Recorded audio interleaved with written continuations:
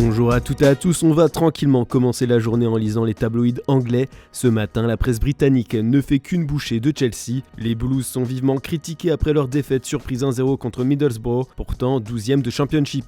L'équipe de Mauricio Pochettino devra se ressaisir pour le match retour de cette demi-finale de League Cup. Mais ce qui nous intéresse un peu plus se trouve en haut de cette première page du Sun. C'est fait, Timo Werner est prêté à Tottenham jusqu'à la fin de la saison avec la possibilité de transformer ce mouvement en un transfert définitif. Un beau move de la part des Spurs, par contre ça se complique pour Radu Dragusin. Tottenham a fait du jeune roumain sa priorité, mais d'après Sky Sport Italia, ça va être plus compliqué que prévu. Le Bayern Munich aurait revu son offre à la hausse pour le défenseur génois après que Tottenham ait conclu un accord avec l'équipe de Serie A. Les Bavarois seraient prêts désormais à dépenser 31 millions d'euros pour s'attacher ses services, c'est tout juste un peu plus que l'offre de Tottenham. Mais bon, il y a quelques minutes, Sky Sport Germany a annoncé que Dragusin a déjà tranché pour son avenir, il va prendre l'avion pour rejoindre les Spurs. Ce qui fait les gros titres au pays de sa majesté comme d'habitude, c'est le futur transfert de Jadon Sancho au Borussia Dortmund. L'ailier anglais est annoncé depuis le début du mercato hivernal du côté de son ancien club pour se relancer. Hier, les médias allemands ont assuré que tout était bouclé. Il ne manque que quelques détails administratifs avant la finalisation de l'opération. Ce qui est étonnant, c'est qu'au final, Manchester United n'a pas réussi à se débarrasser définitivement de son indésirable. En effet, le BVB ne compte pas faire de ce prêt un transfert permanent d'après le Daily Star.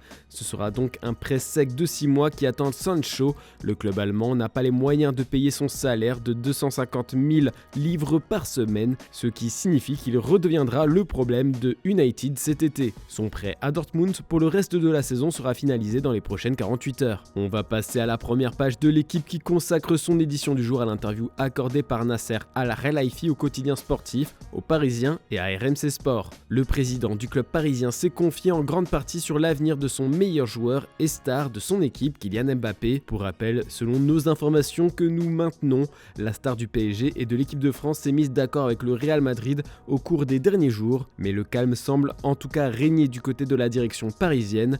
Nasser Al-Khelaifi continue de se montrer patient, détendu et confiant quant à la suite des conversations avec le numéro 7 parisien. Voici l'une de ses déclarations fortes. J'ai confiance en lui 200%, c'est un bon garçon, il m'a donné sa parole et c'est un homme de parole, je crois en lui, je ne peux pas vous le dire, je peux vous dire que je ne suis pas stressé financièrement et avec Kylian, j'ai un plan avec Kylian, je ne veux pas entrer dans les détails, mais j'ai vu qu'il en avait parlé, je protège ma famille, je ne vais laisser personne déstabiliser Kylian ou mon équipe, mon message est très clair, il fait partie de la famille et je vais protéger cette famille. Bien sûr en Espagne, cette interview de Nasser Al-Khelaifi a suscité de nombreuses réactions. Par exemple, Marca juge que le président du PSG est confiant que sa star finira par accepter une nouvelle proposition du club et qu'il est clair que le PSG ne jette pas l'éponge dans sa tentative de convaincre l'attaquant de rester en signant un nouveau contrat. Relevo a aussi parlé de cette fameuse sortie du président du PSG. Al-Khelaifi ajoute encore une énigme au cas Mbappé, écrit la publication espagnole. Enfin, n'oublie pas la célèbre émission El Chiringuito. Les journalistes et consultants en plateau ont évoqué la partie sur le Gentleman Agreement entre Mbappé et Al-Khelaifi,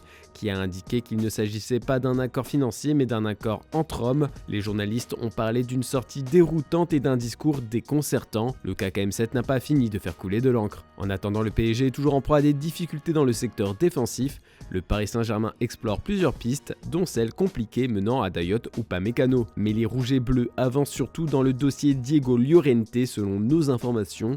Luis Enrique a déjà validé son profil. Et dans Mundo Deportivo, on a le droit à une interview exclusive de Bernd Reichart, PDG de A22 Sport, compagnie qui gère la Super League, après la résolution de la Cour de justice de l'Union européenne qui s'est prononcée contre le monopole qu'exerce l'UEFA sur les compétitions européennes de football et qui a donné des ailes à la Super League. L'homme d'affaires se montre très satisfait. Il assure que cette nouvelle compétition va redynamiser les championnats nationaux. Il se montre serein à l'idée de voir des clubs qui se sont manifestés en faveur de l'UEFA se tourner ensuite vers la Super League. Mais en attendant, des dizaines de clubs ont déjà répondu à l'appel de cette nouvelle compétition. Bernd Reichart est catégorique, nous discutons avec 40 ou 50 clubs et nous souhaitons commencer le plus tôt possible, mais il n'y a pas de date fixe, la Super League garantit plus de matchs au plus haut niveau qu'aujourd'hui et en outre tout au long de la saison. Bon, on boucle cette revue de presse avec une information qui fait jaser un peu partout dans le monde, comme on l'apprend sur la première page de Belt. Sadio Mané s'est marié ce dimanche pendant une cérémonie tenue secrète à Dakar.